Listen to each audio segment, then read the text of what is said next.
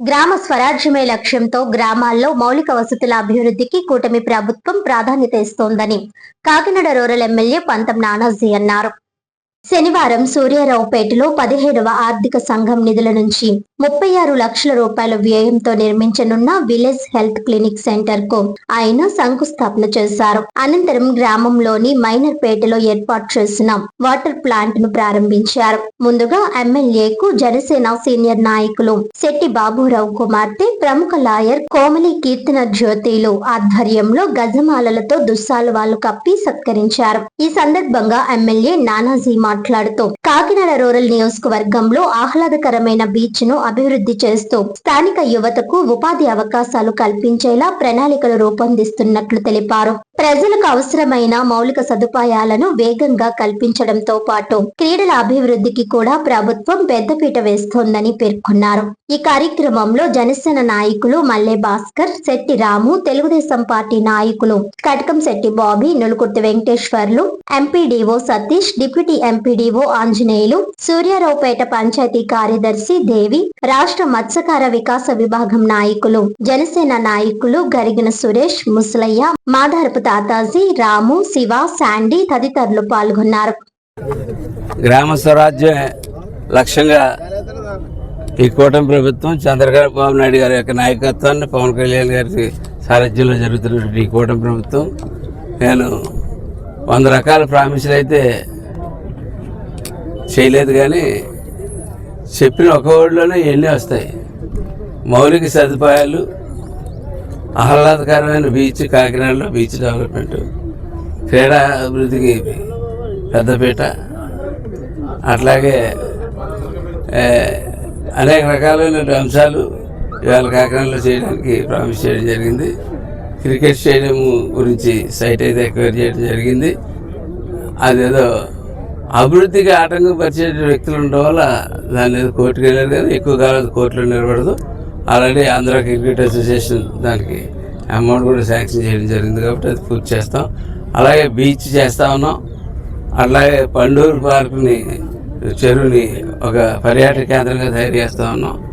బీచ్లో eat street ఒకటి already పెట్టడం జరిగింది. సూర్యాపేట బీచ్ స్ట్రీట్ స్థానికులతోటే షాపులు పెట్టి స్థానికులకే వాళ్ళకి ఒక ఇన్కమ్ జనరేట్ అయ్యే విధంగా చేసి జరిగింది.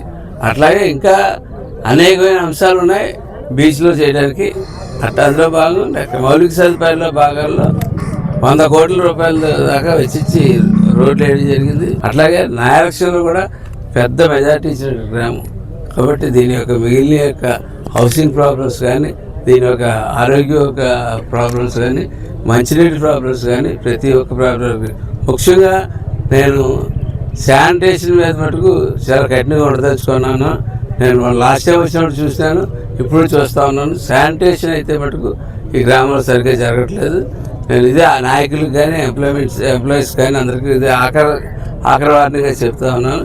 ఈ గ్రామంలో శానిటేషన్ అత్యంత అవసరమైనటువంటి గ్రామం. ఈ గ్రామం మన పర్యాటక రంగాన్ని అభివృద్ధి చేసుకోవడానికి రేపు తోడ్పడిపోతున్న గ్రామం. అటువంటి గ్రామానికి శానిటేషన్ విషయంలో మటుకు సరిగ్గా చేయని పక్షంలో సరైన అధికారులు తీసుకొచ్చి సరిగ్గా చేయించే కార్యక్రమం నేను ముందుకెళ్తానని చెప్పి నేను తెలియజేసుకుంటూ ఈ వెల్నెస్ సెంటర్ని తొందరగా పూర్తి చేసి ఇక్కడ ఉన్నటువంటి ప్రతి ఒక్కరు కూడా పరిపూర్ణమైన ఆరోగ్యంగా ఉండేటట్టు చూడాలనే కార్యక్రమం పెట్టుకోవడం జరిగింది. అట్లాగే మంచినీరు కూడా పరిశ్రమలను అందరినీ అడుగుతా ఉన్నాం. సిఎస్ఆర్ ఫండ్స్ ద్వారా ఈ ఊళ్ళో కొన్ని డ్రైన్స్ కూడా సిఎస్ఆర్ ఫండ్స్ ద్వారా కొన్ని డ్రైన్స్ కూడా వేసుకోవడం జరిగింది. మరిన్ని డ్రైన్స్ వేయవలసిన అవసరం ఉంది. ఎందుకంటే గతంలో గ్రామ నిర్మాణం ఇరుకిరుగ్గా జరిగిపోయిన సమస్యలు ఇక్కడ కొంచెం అవుట్లెట్స్ కానీ, మరుగుదొడ్ల విషయంలో కానీ కొన్ని విషయాలు వెనకబడి ఉండడం జరిగింది. అవన్నీ ఒకదాని తర్వాత ఒకటి మౌలిక సదుపాయాల్లో చేసి నాకైతే ఒక మంచి ఆలోచన కూడా ఉంది. అది ముందు ప్రజలతో కూర్చుని ఆలోచనలు చేసి దీన్ని టూరిజంకి ఆ బీచ్లో కూర్చుంటే ఈ విలేజ్ ఒక అందంగా కనపడేటటువంటి ఆలోచన నా మదిలో అయితే ఉంది. ఆ ఆలోచన కూడా నేను త్వరలో మీ అందరితో కూర్చుని దాన్ని అమలు చేస్తానని చెప్పి తెలియజేసుకుంటూ హెల్త్ సెంటర్కి సహకరించినటువంటి పెద్దలందరికీ వెంటనే చెప్పిన వెంటనే ఏరియా ఖాళీ చేసి ఇచ్చేసినందుకు, అలాగే మీ ఊళ్ళో గుడి కూడా నేను పూర్తి చేస్తానని మాటిచ్చాను. ఆ గుడి కూడా పూర్తి చేస్తూ ఉంది. ఎటువంటి ఇంకా కార్యక్రమాలు ఉన్నప్పటికీ భాస్కర్ కానీ, సురేష్ కానీ, ముసలయ్య కానీ, పెద్దలు అప్పారావు కానీ ఇతరులందరూ పెద్దలందరూ ఉన్నారు, ఎంపీటీసీలు ఇద్దరు ఉన్నారు, ఇంతమంది మాకు నాయకులు ఉన్నారు. ఇంతమంది నాయకులు ఉన్న చోట మా నాయకత్వ ప్రతిభ చూపించుకుంటాం, మా డెవలప్మెంట్ చూపించుకుంటాం. డెవలప్మెంట్ చూపించుకున్న తర్వాత మా నాయకుల నుంచే ప్రజాస్వామికంగా ఎన్నుకుని వారితోటి లోకల్ బాడీస్లో ఎదురుకెళ్తామని చెప్పి తెలియజేస్తాం.